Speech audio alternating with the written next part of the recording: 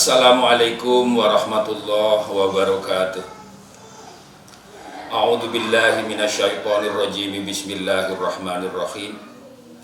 Alhamdulillahi rabbil alamin wal aqibatu lil muttaqin wala udwana illa 'alal zalimin. Asyhadu an la ilaha illallah wahdahu la syarikalah wa asyhadu anna sayyidana wa nabiyyana Muhammadan 'abduhu wa rasuluhu as-shadiqul wa'dil amin. Pemirsa sekalian rahimakumullah,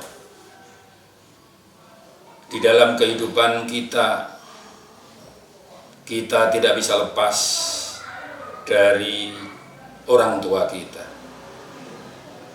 dari lingkungan kita, dari guru kita, dari orang-orang yang mendidik kepada kita sekalian. Bahwa manusia tidak ada yang langsung lahir menjadi orang alim, bahwa tidak ada manusia yang dilahirkan langsung menjadi orang pintar, tidak, pasti melalui satu proses pembelajaran. Kita menjadi remaja, kita menjadi dewasa, kita menjadi tua, kita pernah diasuh dan dibina oleh orang tua kita.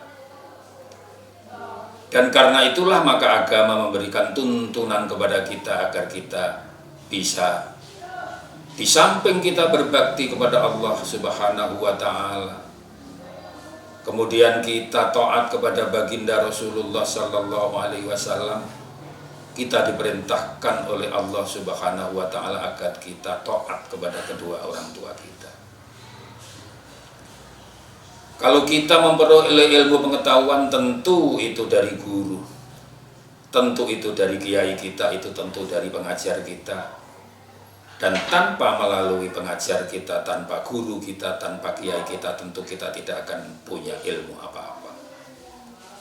Dan karena itulah maka hari ini saya ingin mengajak kepada siapapun untuk satu, memuliakan orang tua kita, dan juga memuliakan guru kita. Orang tua kita yang menjadi lantaran hadirnya kita di muka bumi. Kita diperintahkan oleh Allah Subhanahu wa Ta'ala untuk tidak menyembah kecuali hanya kepada Allah. Dan juga kita wajib untuk berbakti kepada kedua orang tua. Di surat Al-Isra disebutkan Bismillahirrahmanirrahim. Wa qada rabbuka alla ta'budu illa iyyahu wa bil walidaini ihsana. Imma yablughanna 'indakal kibara ahaduhuma aw kilahuma fala taqul lahumā uff wa la tanharhumā wa qul lahumā qawlan karīma. Allah telah menetapkan kepada kita sekalian untuk tidak menyembah kecuali hanya kepada Allah.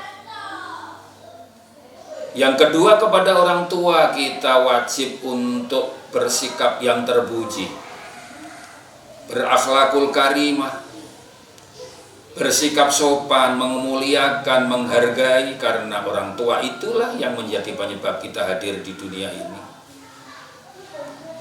Dan karena orang tua pula itulah karena kita diasuh ketika kita masih merangkak, ketika kita masih bayi, ketika kita masih kanak-kanak, balita, dan seterusnya sampai masa sekarang ini. Karena itulah maka kita diwajibkan untuk memuliakan, berbakti kepada dia. Kalau misalnya orang tua kita itu memaksakan melakukan sesuatu yang tidak dikehendaki oleh Allah, cara yang paling terpuji adalah kita tidak melakukan apa yang diperintahkan oleh orang tua yang tidak benar itu, tetapi kita tetap memuliakan orang tua kita sebagai bapak kita, sebagai orang yang wajib tetap kita muliakan. Yang kedua, bahwa ilmu sampai kepada kita melalui guru. Dalam masyarakat pendidikan di pondok pesantren di Indonesia yang merupakan lembaga pendidikan khas Indonesia, kiai dan santri punya kehidupan khusus yang sampai hari ini tetap menjadi catatan-catatan kehidupan dari para peneliti pendidikan secara nasional bahkan internasional.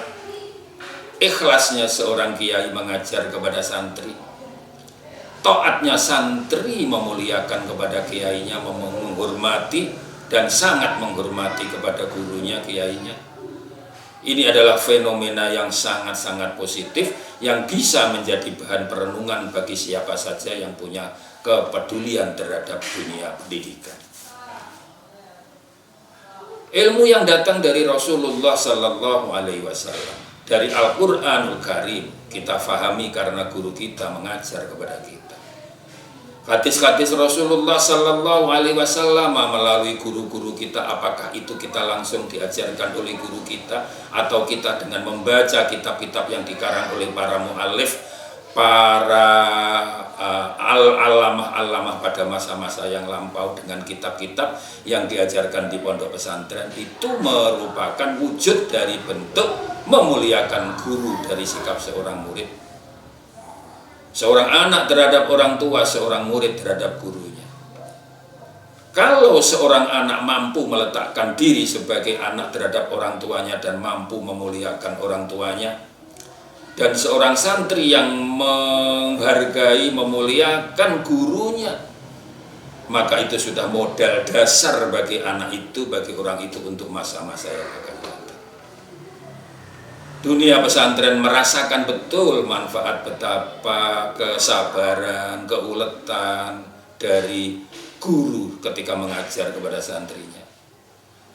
Dan murid merasakan betul betapa ikhlasnya guru ketika mengajar dan betapa takdimnya murid terhadap gurunya.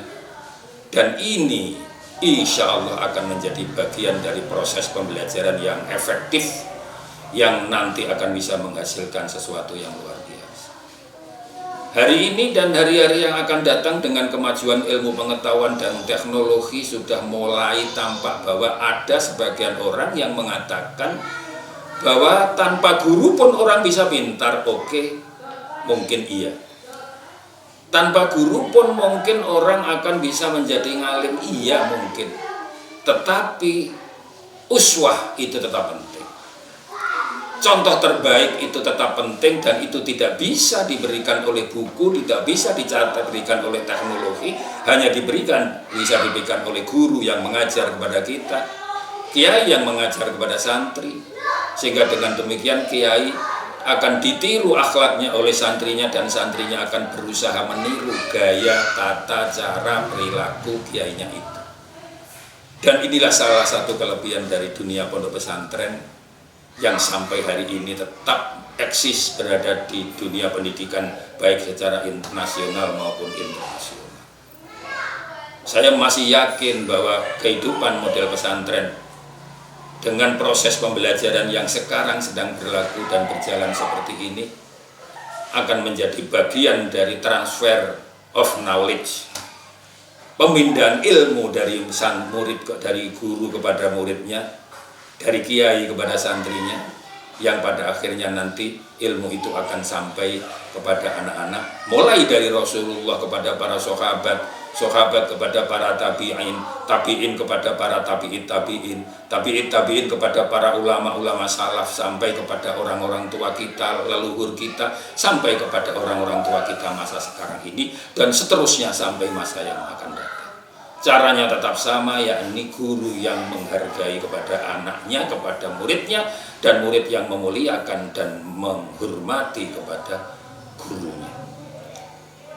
Inilah dua hal yang harus menjadi perhatian kita sekalian. Seorang anak yang wajib memuliakan kedua orang tuanya, dan anak murid yang wajib memuliakan gurunya. Fa insya Allah dua hal ini akan menjadi ujung tombak tetap langgengnya ilmu pengetahuan agama Islam dalam kehidupan kita di hari ini dan hari-hari yang akan datang. Mudah-mudahan Allah memberikan berkah kepada kita. Wallahul muwaffiq ila aqwamit thoriq. Wassalamualaikum warahmatullahi wabarakatuh.